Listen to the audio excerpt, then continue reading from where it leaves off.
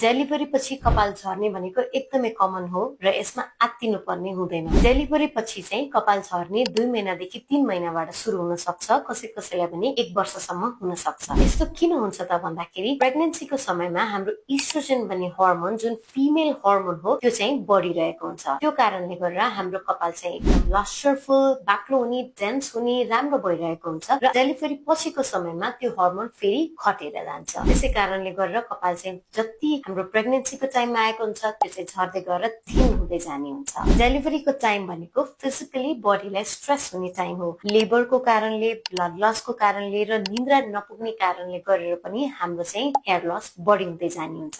Blood लसको कारणले आइरनको मात्रै कमी नभएर हाम्रो अरू भाइटामिनहरू जस्तै भाइटामिन B12, जिंक, कपर जस्ता मिनरल्सहरूको पनि कमी हुन्छ। त्यसले पनि हाम्रो हेयर फल झन बढ्दै जान्छ। यो कन्डिसन चाहिँ सेल्फ लिमिटिङ हो, आफै कन्ट्रोल हुने भएको हुनाले केही पनि गर्नुपर्ने हुँदैन। तर कसैलाई भने हामीले ब्लड टेस्ट गरेर चाहिएको न्युट्रिसनल कमी भएको ट्याब्लेटहरू दिनुपर्ने हुन सक्छ।